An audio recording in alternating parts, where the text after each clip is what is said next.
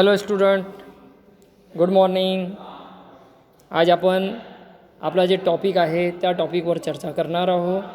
ते टॉपिक म्हणजे कालचाच जे टॉपिक आपण घेतला होता त्या टॉपिकमध्ये काही भाग आपण सोडून दिला होता, कारण खूप मोठा व्हिडिओ झालेला होता.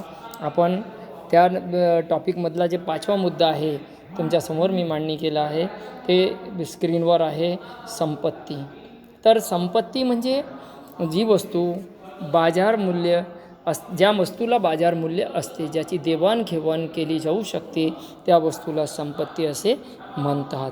म्हणजे संपत्तीमध्ये 4 गुणधर्म असले पाहिजे: उपयोगिता, दुर्मिळता, विनिमेयता, मनुष्यबाह्यता.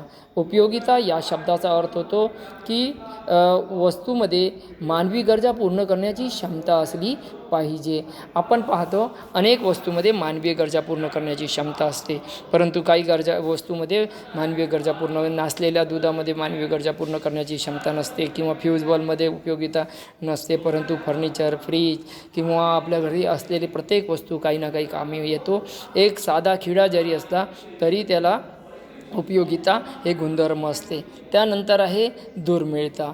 मागणीच्या तुलनेत वस्तूचा पुरवठा हे दुर्मिळ असते, किंवा मानवीय ज्या गरजा पूर्ण करण्यासाठी ज्या वस्तूची गरज असते ती वस्तू सहजासहजी मिळत नाही. त्या वस्तूसाठी पैसा मोजावा लागतो. प्रत्येक मानवीय गरजा पूर्ण जसे हवा, पाणी, सूर्यप्रकाश हे सोडून दिला तर बाकी जी वस्तू आहे त्या वस्तूसाठी आपल्याला प्रयत्न करावा लागतो, पैसे मोजावे लागतो, तेव्हाच ती वस्तू आपल्याला प्राप्त होते. जर अशा पद्धतीने वस्तू दुर्मिळ असेल तरच त्याला संपत्ती असे म्हणतो. तिसरा आहे विनिमेयता. विनिमेयता म्हणजे खरेदी विक्री करण्याची क्षमता. आपल्याला जे वस्तू फुकटात मिळतो, त्या वस्तू देवाकडून देणगी म्हणून मिळतो, निसर्गाची देणगी म्हणून मिळतो, त्याचा अभ्यास इथे केला जात नाही, त्याला संपत्ती म्हटलं जात नाही. परंतु ज्या वस्तूला आपण पैसे देऊन खरेदी करतो त्या विनिमेयता, एका ठिकाणाहून दुसऱ्या ठिकाणी आपण खरेदी करतो, तर अशा वस्तूमध्ये विनिमेयता हे गुणधर्म असते. आपण गाडी विकू शकतो, दागिने खरेदी करू शकतो, फर्निचर खरेदी करू शकतो, अशा अनेक वस्तू आपण खरेदी करू शकतो. याला विनिमेयता हे गुणधर्म असते, म्हणून याला संपत्ती म्हणतात. त्यानंतर मनुष्यबाह्यता, एका ठिकाणाहून दुसऱ्या ठिकाणी हस्तांतरित करण्याची क्षमता. आपण अनेक वस्तू एका ठिकाणाहून दुसऱ्या ठिकाणी घेऊन जाऊ शकतो, किंवा आपण इथली जमीन विकून दुसऱ्या शहरामध्ये, दुसऱ्या देशामध्ये किंवा कुठेही आपण ती वस्तू खरेदी करू शकतो. याला मनुष्यबाह्यता असे गुणधर्म त्याच्यात समाविष्ट असतो, म्हणजे हस्तांतरित करण्याची क्षमता. जर हे गुणधर्म असेल तर त्यालाही संपत्ती असे म्हणतात. परंतु काही वस्तू अशी आहे की ते आपण एका ठिकाणाहून दुसऱ्या ठिकाणी किंवा आपल्या शरीराच्या बाहेरची वस्तू, शरीरातील वस्तू आपण दुसऱ्याला देऊ शकत नाही. हासरेपणा किंवा आपल्यामध्ये असलेले गुणधर्म, पेंटिंगचे गुणधर्म, सौंदर्य, आपला सौंदर्य, आपली आवाज किंवा आपल्या खेळाचे कौशल्य वगैरे वगैरे याचं हस्तांतरण करता येत नाही, म्हणून याला संपत्ती म्हणता येत नाही. असे संपत्तीचे 4 घटक आहे. या 4 घटक जर त्याचा समाविष्ट असेल तर त्याला संपत्ती असे म्हणतात. त्यानंतर आहे वैयक्तिक उत्पन्न. वैयक्तिक उत्पन्न हा जे टॉपिक आहे की एक व्यक्तीला विविध स्रोतापासून जे काही मिळतो मोबदला, त्याला वैयक्तिक उत्पन्न असेही म्हणतात. एका व्यक्तीचा जे उत्पन्न असतो त्याला कोणकोणत्या सोर्सेसपासून त्याला उत्पन्न मिळते त्याला वैयक्तिक उत्पन्न असे म्हणतात. त्यानंतर 7वा पॉईंट आहे वैयक्तिक व्ययशक्य उत्पन्न.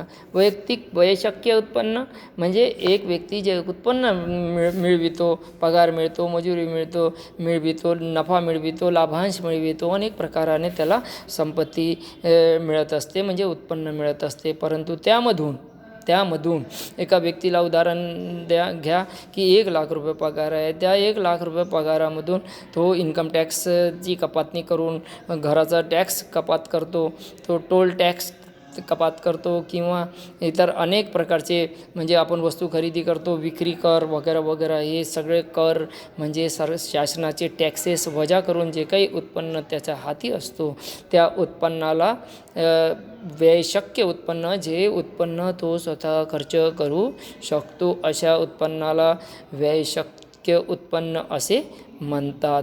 तर उत्पन्नाचे अनेक प्रकार, स्थिर उत्पन्न आणि अस्थिर उत्पन्न, पैशातील उत्पन्न, वास्तव उत्पन्न, करात्मक उत्पन्न, म्हणजे शेष उत्पन्न, अर्जित उत्पन्न आणि अनर्जित उत्पन्न, असे उत्पन्नाचे अनेक प्रकार आहे. इथे आपण नेक्स्ट पॉईंट आहे आपला आर्थिक क्रिया. आर्थिक क्रियाचे वर्गीकरण 4 प्रकारे केला जातो. एक उत्पादन, वितरण, विनिमय आणि उपभोग. आपण पाहतो की वस्तूचा उत्पादन केला जातो आणि ते वितरण केलं जातो. म्हणजे उत्पादन केल्यानंतर एका फॅक्टरीतून ते वस्तू दुसऱ्या ठिकाणी म्हणजे पाठवली जाते, त्याला वितरण असे म्हणतात.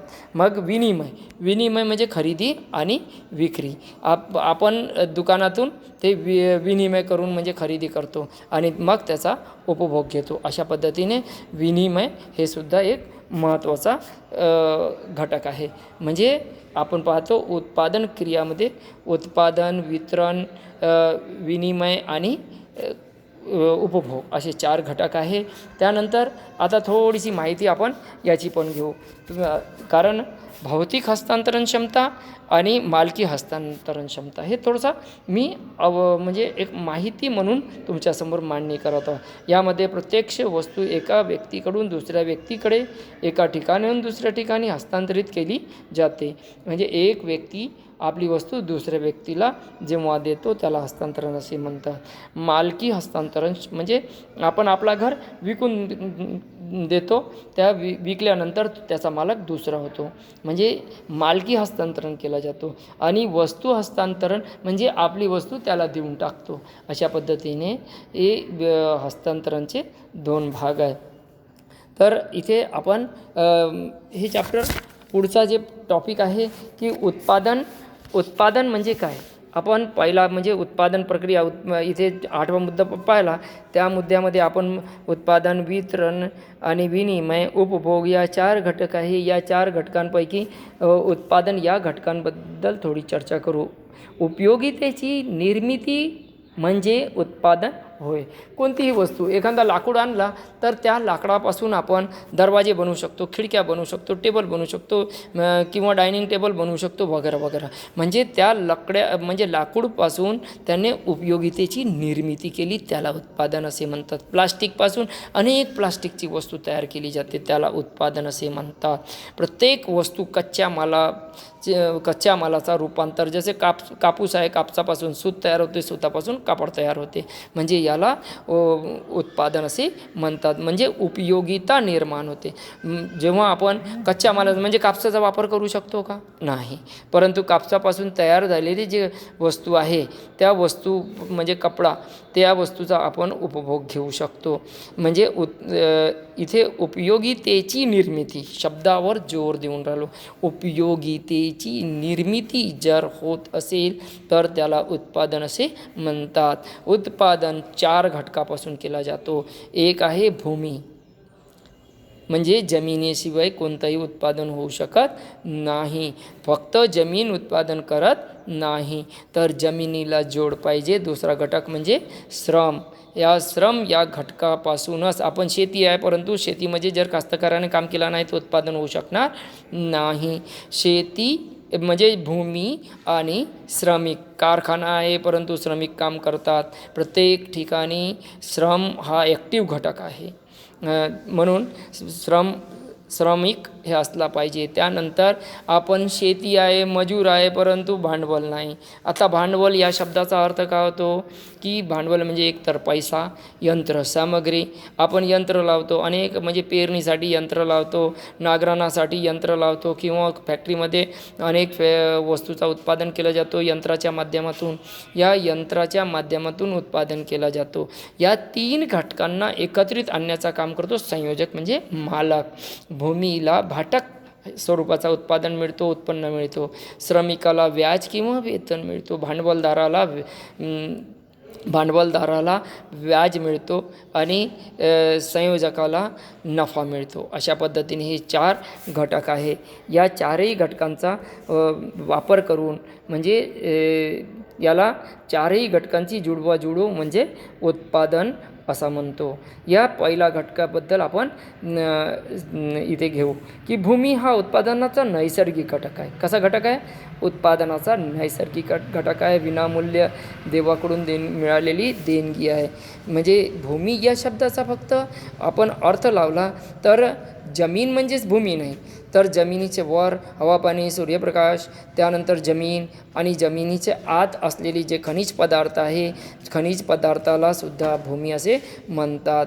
त्या जमिनीमध्ये असलेली प्रत्येक वस्तू जमिनीवर आणि हवा, पाणी, सूर्यप्रकाश जे जे नैसर्गिक आहे या सगळ्या वस्तूला भूमी असे म्हणतात.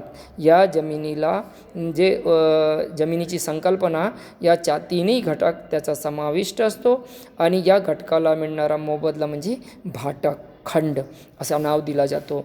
त्यानंतर दुसरा घटक आहे श्रम.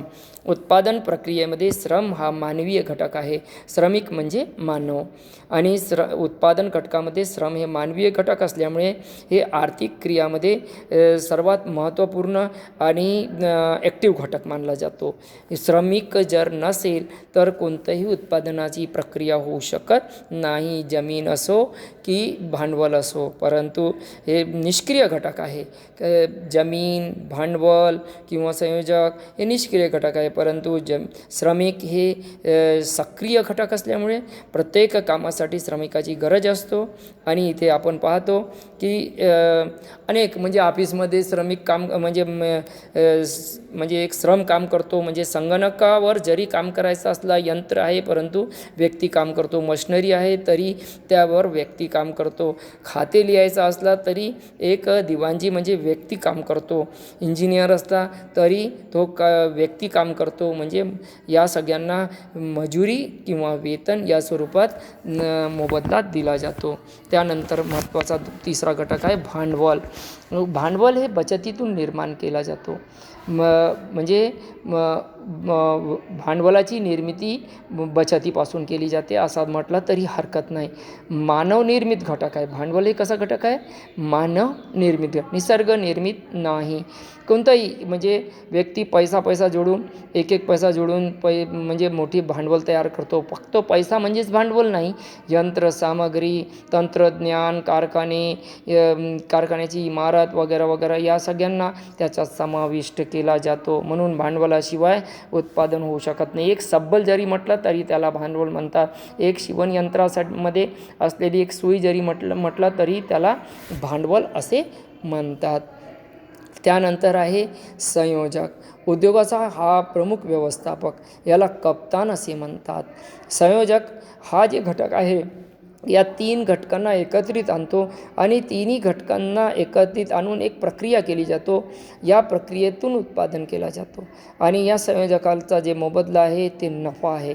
अशा पद्धतीने आपण 4 घटक म्हणजे उत्पादनाचे 4 घटक भूमी, श्रम, भांडवल, संयोजक असे 4 घटकांबद्दल इथे आपण चर्चा केली. आपण त्यानंतर पुढच्या पिरियडमध्ये हे उत्पादनाचे जे म्हणजे वितरण या टॉपिकवर चर्चा करू.